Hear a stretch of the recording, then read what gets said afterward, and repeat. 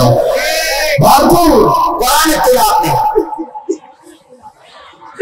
বাস্তবতার আলোকে আপনি আমার কথাটা বুঝিয়ে নিয়ে যান। আমি আপনাকে বলছি বন্ধু, রসুলের জায়গার মধ্যে বাইটান শব্দ না দিয়ে ভুলটা দিয়েছে কেন? এখানে ঘর বলতে শুধু থাকার ঘর না, আপনি যে থাকার জন্য যে সুবিধাটা আবিষ্কার করেছেন বা ঘরটা থাকার জন্য বানিয়েছেন চার দেয়ালে, শুধু এতটুকু না, সমাজ জীবন একটা ঘর, রাজনৈতিক জীবন একটা ঘর, অর্থনৈতিক জীবন একটা ঘর। একটা মানুষের জন্ম থেকে শুরু করে মরার আগ পর্যন্ত যতগুলো সেক্টর তাকে ধাপে ধাপে পার করতে হয়, সব জায়গায় আল্লাহর কোরআন ব্যতীত মানব রচিত কোনো আইন চলবে না। চালাতে হয়, চালানো লাগবে কি? আরো জোরে বলে, তাহলে আপনার নিয়ামত বাড়াবে কে? এজন্য তো আল্লাহ রাখা দিয়েছে হুদাল্লিন নাস, এ কোরআন আমি দিয়েছি জিন্দা মানুষদের জন্য। ইউতুকুল জান্নাতুমিনা ফিমানিলানো, এ কোরআন তাদেরকে অন্ধকারের পথ থেকে আলোর পথে রাস্তা দেখাবে। এখানে আলেমরা আছে, জিজ্ঞাসা করে যাবে, জুলুমাত মানে রাতের অন্ধকার না, সমুদ্র নিচের পানির অন্ধকার না, গুহার অন্ধকার না। জুলুমাত মানে দুইটা অর্থকে বোঝাচ্ছে। এক নম্বরে ভালো করে বুঝবেন, আমি আমার মূল আলোচনার ভিতরে প্রবেশ করছি। এক নম্বরে এই দুনিয়ার ময়দানে আপনি আল্লাহর বান্দা হিসাবে মাথা যদি নত করতে চান, করা লাগবে কার কাছে? আরো জোরে বলে, আল্লাহ পাক বলেন আসজুদু ওয়াক্তারি, আমার নিকটবর্তী যদি হতে চাও আমি আল্লাহকে সিজদা দাও। অথচ ৯৬% মুসলমানের দেশে আজ টাকা, এদেশের কত মুসলমান দাবি করা মানুষেরা আল্লাহকে সিজদা না দিয়ে বিভিন্ন মাজারে দিয়ে সিজদা দেয়। যে কোরআন আমার হাতে, আমি বলতেছি আপনাকে, লিখে নেন আপনি আয়াত দুটো। সূরা নিসা ৪৮ এবং ১১৬ নম্বর আয়াতে আল্লাহ স্পষ্ট লেখা, আল্লাহ পাক বলেন এই দুনিয়ার ময়দানে শিরকের মতো গুনাহ আমি আল্লাহ মাফ করি না। শিরক কি? অংশীদার সাব্যস্ত করা, আল্লাহর সমকক্ষ কাউকে দাঁড় করানো। আল্লাহ পাক বলেন শিরকের মতো গুনাহ আমি আল্লাহ মাফ করি না, এটা বাদ দিয়ে অন্যান্য গুনাহ আমি আল্লাহ ইচ্ছা করলে মাফ করি। এ কথা কার? সবাইকে বলা লাগবে আল্লাহ।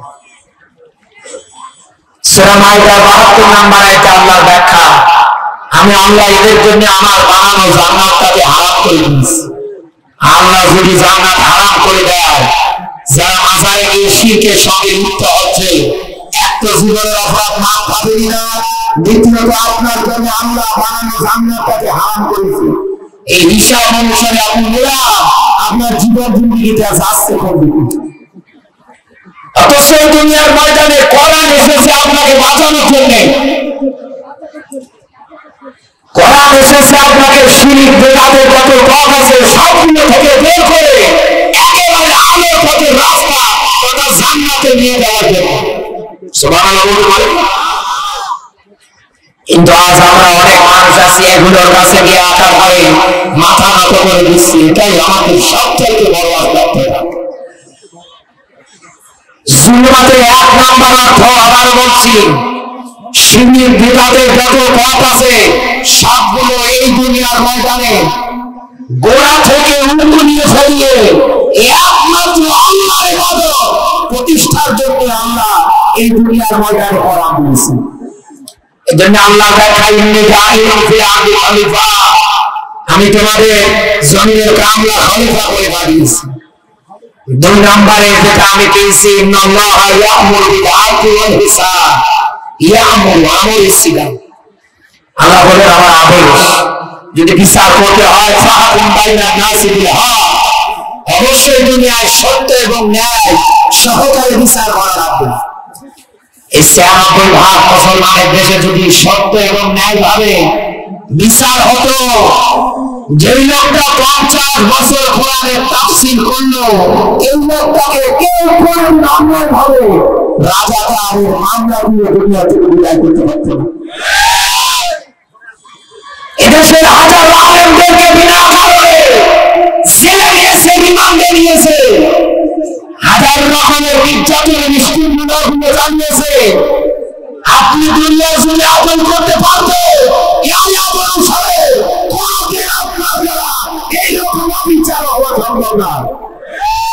কিন্তু আপনি তো এই দুনিয়ার ময়দানে শয়তানি তন্ত্র মন্ত্রগুলো কায়েমের জন্য আল্লাহর কোরআনের বিচার ব্যবস্থা মাইনাস করে লেনিন কার্মাসের বিচার ব্যবস্থা আপনি এই দুনিয়ার ময়দানে প্রতিষ্ঠা করেছেন। আল্লাহ কোরআন এই দুনিয়ায় আল্লাহ এই জন্য দিয়েছে, ইনসাফ নীতি যত কাজ আছে সবগুলো গুনাহ থেকে মুক্তি ফিরে পড়ে এই দুনিয়ার ময়দানে আল্লাহ কোরআনের বিচার ব্যবস্থা কায়েম করার জন্য। আজ আমরা এই কথাগুলো শুনলে অনেক মানুষ রাগ দেখায়, আজ আমরা এই কথাগুলো শুনলে অনেক মানুষ মন খারাপ করি। অথচ এই দুনিয়ায় আপনি যদি কাউকে কষ্ট দেন, কারো উপরে জুলুম করে, কারো হক যদি আপনি নষ্ট করে, গাজীপুরবাসী খাতা কলমে লিখে রাখে এতদিন রাজনীতি করতে গিয়ে যারা মানুষদের উপরে জুলুম করেছে, নির্যাতন করেছে, একাধারে ইচ্ছে জানে না ভালো মানুষগুলোকে যারা গুম করেছে, বিনা কারণে দুনিয়া থেকে যারা হত্যা করেছে, আমি আপনাকে নিয়ে একটা আয়াত বলছি করার। আল্লাহ পাক বলেন, ইন্নাল্লাযীনা ফাতানুল মুমিনিনা ওয়াল মুমিনাত। আমি কিন্তু অসুস্থ, তারপরে এসেছি, শুধু দাওয়াতটা নিয়েছি তা। আমি যেভাবে পারছি আপনাকে একটু কথাগুলো শোনানোর চেষ্টা করছি, রাগ করছেন না তো? আমি অনেক অসুস্থ, গলাতে কথাই বেরোচ্ছে না, তারপরেও আসছি, শুধু দাওয়াত নিয়েছি তা। আল্লাহ পাক বলেন, ইন্নামালে নিশ্চয় আল্লাহ অতঃপর যারা এই দুনিয়ার ময়দানে মুফাসসির একরাম যারা আছে আয়াতের ব্যাখ্যা দিয়েছে, ফাতানু শব্দের শাব্দিক অর্থ বিপদে ফেলা, কষ্ট নেওয়া। এই বাংলাদেশে এতদিনে যারা মানুষদের উপরে জুলুম নির্যাতনের দৃষ্টিগুলো একাধারে চালিয়েছে, আরে তার দ্বারা এই দুনিয়ার ময়দানে মানুষদেরকে যারা কষ্ট দিয়েছে, বিপদে চালিয়েছে, আল্লাহ রাব্বুল আলামিন এই মানুষদের আবার প্রকার দিয়েছে। এক নম্বরে মুমিন, এই শব্দটা পুরুষবাচক। দ্বিতীয় নম্বরে আল্লাহর রক্ষা, মুমিনাত, এই শব্দটা হচ্ছে স্ত্রীবাচক। এই দুনিয়ার ময়দানে আল্লাহর কোরআনের রক্ষা, দুনিয়ায় যারা মুসলিম নয় এবং নারীদের উপরে নির্যাতন করে, বিপদ দেয়, কষ্ট দেয়, আল্লাহ পাক বলেন, ফালাহুম আযাবুল জাহান্নাম ওয়া লাহুম আযাবুল হারিক। আমি আল্লাহ বলছি এদের ঠিকানা, এদের থাকার জায়গা হবে জাহান্নাম। এ কথা কার? আর বলেন, আমার আল্লাহ শুধু এই ব্যাখ্যা দেয় যে দুনিয়া যারা মানুষদের উপরে একাধারে নির্যাতন করবে, বিনা কারণে কিচ্ছু জানে না, ভালো মানুষগুলোকে যারা এই দুনিয়া থেকে অন্যায় ভাবে হত্যা করে বিদায় করে দিচ্ছেন, এই পর্যন্ত আমি আপনাকে বলছি আল্লাহ পাক জানিয়েছে দুনিয়ার যারা কষ্ট দিবে, বিপদে ফেলাবে, আমার আল্লাহ এদেরকে জাহান্নামে দেবে। একেবারে কঠিনতম একটা যন্ত্রণার আযাব, সেখানে আল্লাহ দেবে ওই জায়গায় লা ইয়ামুতু ফিহা ওয়া লা ইয়াহইয়া। আল্লাহর ব্যাখ্যা, জাহান্নামের আগুনে যারা যাবে ওরা মরবেও না, বাঁচবেও না, মরা বসার মধ্যবর্তী স্থানে থাকবে।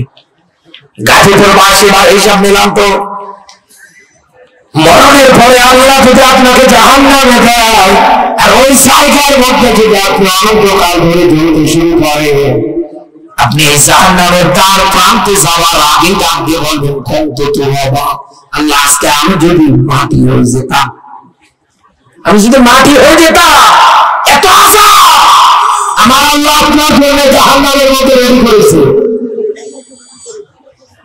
শুধু এতটুকু ব্যাখ্যা যদি হতো তাও তো মানা যায়।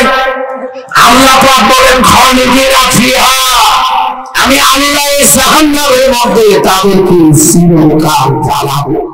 তাদের অপরাধ কি? তারা দুনিয়ার ময়দানে মানুষদের উপরে একাধারে নির্যাতন চালিয়েছে। কারণ কোরআনের আয়াত ইন্নামাস সাবিলু আলাল্লাযিনা ইয়াযলিমুনান নাস।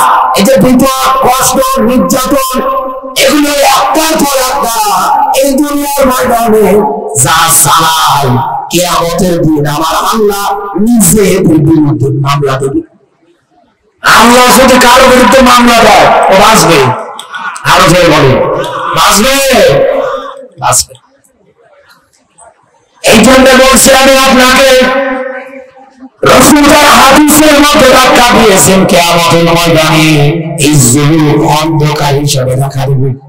ওরা যখন আসে, একে তো আল্লাহ মামলা দিচ্ছে, দ্বিতীয়ত এই জুলুমটা কিয়ামতের দিন অন্ধকার দেখা দেবে। একে তো আপনি জাহান্নামে যাবেন, চিরকাল যাবেন। আপনার অপরাধ আপনি একটা এই দুনিয়ার ময়দানে করেছি, কতদিন অপরাধ মানুষগুলো একাধারে দুনিয়া থেকে বিপদ আর কষ্টের মাধ্যমে বিদায় করে দিয়েছে। এই জন্য আমি আপনাকে সাবধান হতে বলছি, কারণ আল্লাহ রাব্বুল আলামিন এই জায়গার মধ্যে একটা শব্দ দিয়েছে। আমি এই জায়গায় পড়ার ক্ষেত্রে আয়াতটা কিন্তু পরিপূর্ণভাবে বলি নাই, আমি মাঝখানে একটা শব্দ বাদ দিয়েছি। সেই শব্দটুকু হচ্ছে এই দুনিয়ার ময়দানে আল্লাহ পাক বলেন যারা তাওবাবিহীন অবস্থায় মারা যায়, এ কথা কার? মানুষদেরকে বিপদ আর কষ্টে ফেলানোর পরে এই দুনিয়ার ময়দানে যারা তাওবাবিহীন অবস্থায় মারা যায়,